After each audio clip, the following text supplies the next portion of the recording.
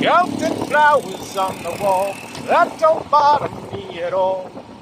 Playing solitaire till dawn with a deck of 51, smoking cigarettes, I'm watching Captain Kangaroo. But tell me I've nothing to lose.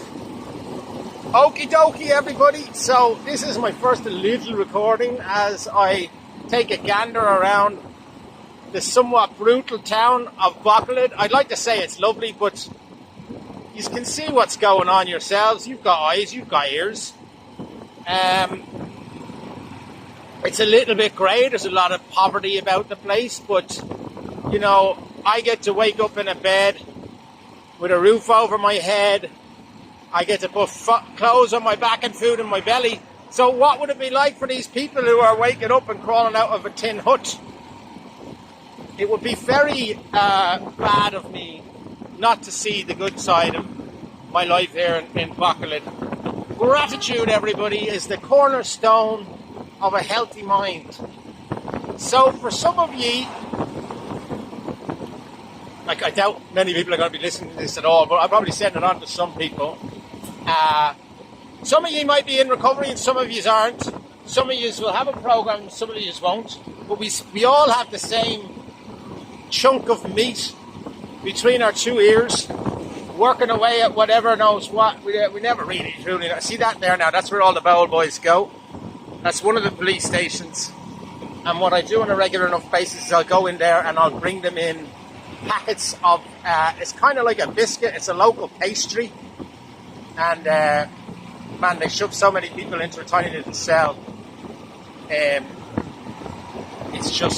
It's brutal. Hold on now. There's a traffic light. There's a traffic light coming up. It's green. I was actually thinking to myself as I pulled up at the last traffic light, I stopped close enough to the traffic light when it was on 87 minutes. And when you're in a city like Bacolod where the air is questionable, 87 seconds rather. Now hold on, I'm going to have to do it. Right. So 87 seconds. Now that's 7 seconds. See, I'm cruising along in third gear and I'm making a little video at the same time. I would drop it down to second, only that I don't quite have the dexterity. Hold on, let me see if I've got the dexterity. What a word.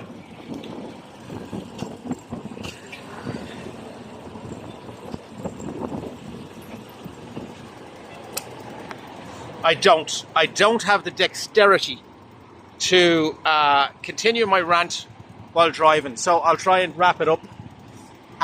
So I came up to the traffic light. There was 87 seconds left on the clock, and I was watching it, and it was slow. Do you know that feeling you get when time suddenly is just at a snail's pace? It's going so bloody slow, like the last 20 minutes at work, or the first half an hour at work. It's just like, what are you doing? The clock is having a joke on us.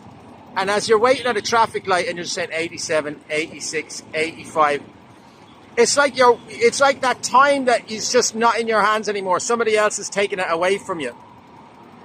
A little bit like life. You know, you could just sit at the traffic lights and watch every little second of your life just wallow out. So, you know, it's a bit different over here. There's a couple of lovely girls now. I shouldn't be looking at that. Right, I'm off to the gym and I'll finish this rant later on. Oh.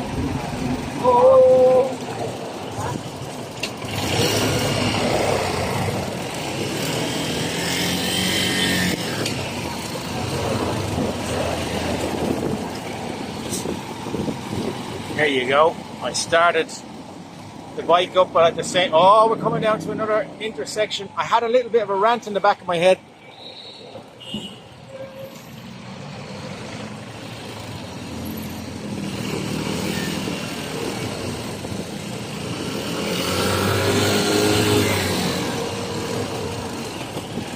Now, so what was I saying? Yeah, I was talking about traffic lights, right? Now, I did get stuck at a... See, I have it in a nice low gear here because I'm trying to make a video while at the same time record a little footage and continue my train of thought and not get knocked over. I was asked yesterday for some videos And to be quite honest, I stopped quite a long time ago making videos. So now I'm starting again. Where's my train of thought? Right, set of traffic lights, right? God robbed 87 seconds off me. Was that God or was that me? And then I came down to the next set of traffic lights, which weren't even operable. And that's something that you'll see quite a lot out here at the moment, that the traffic lights will just break and nobody will fix them. What's the point? There's bound to be some guy clicking a pen somewhere saying to his buddy, what's the point in us fixing the traffic lights? Sure, who gives a bollocks? It's not like any of those people affect anything that else happens to the people who live in the ivory towers. We're in one of these countries where a democracy is just a facade. Like, it's not the bees all and the ends all, you know that. The boys who wear the pants and make the decisions. Watch this big massive green truck. I'm not going to crash into it. No. Oh, look at that. I didn't even have to. I didn't bat an. What's the expression? I didn't even bat an eyelid. Okay. So they don't bother fixing the traffic lights. Sure, why would you? Why would you bother? And so half the city don't have traffic lights at the moment. So on one hand, I'm losing 87 seconds to the traffic light. I could well have been God. And then the second time, it's like, okay, now I have to take my life into my own hands and navigate my way through a crazy intersection. It's not like Vietnam where there's some kind of, there's a sensible approach. It's like, you know, fucking, there's no real traffic system in Vietnam except courtesy. You know, an unspoken rule. Don't run people over. Don't spit in people's faces. Nod your head and bow down to the person who may or may not be coming from your left. And it works out. There's some preacher, and that's a couple of apartment blocks there that apparently have been left to rot because somebody who put the money in decided not to continue putting the money in, and it's been put on hold. Now, this is my vehicle, by the way. It's my Honda XR. I chose this bike after myself and my brother Noel. We did the Hajiang Loop up by the Chinese border, up the north of Vietnam. Myself and my brother did the Hajiang Loop, and we did it on Honda XRs. And ever since then, I thought, you know what a reliable bike. And now I have one. Now, what I should be doing on a regular enough basis, that's the jeepney. That's the equivalent to your train and bus there, right? Anyway, no, I'm on the Honda XR. This is a particularly run down area. The blasted people over there just living in the ditch. So the Honda XR is a reliable machine.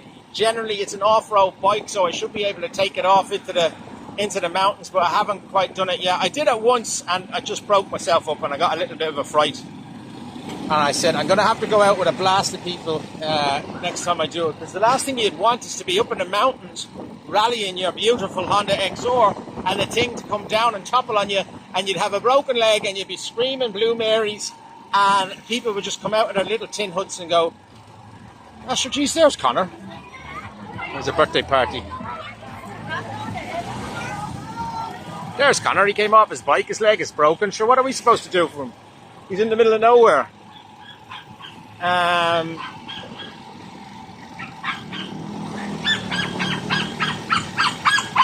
See, I don't really think they like me recording like this. I'm gonna, to be honest, yeah, I don't feel comfortable recording if these people don't like it.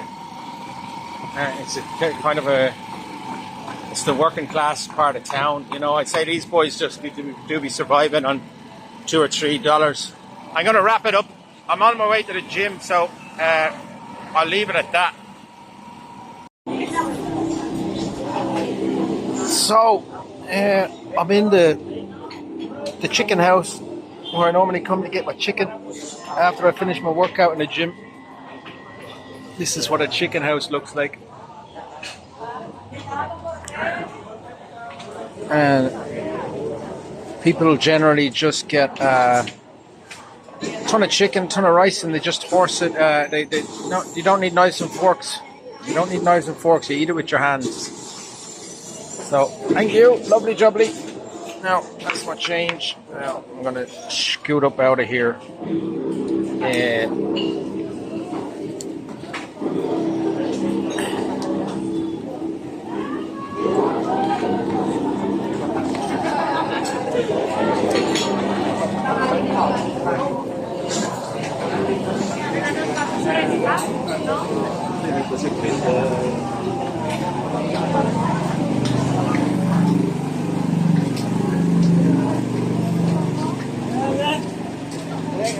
A couple of guys flagging off some oysters. Oh yeah. Guys are running down the road after me to tell me to close my bag.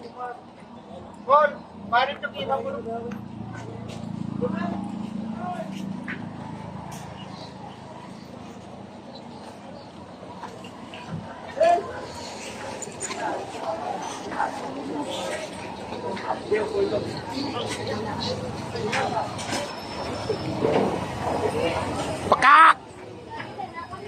you go. There's about like 7 or 8 different restaurants all doing chicken.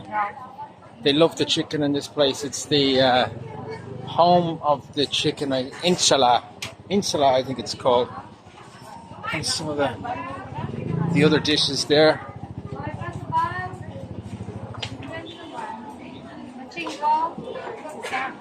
Well, give you a little insight into what the food is like over here. And let's take a left.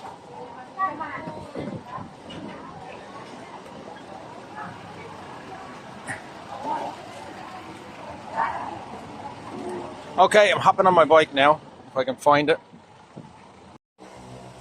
Well, it is 12:30. I'm shutting down my system for the evening.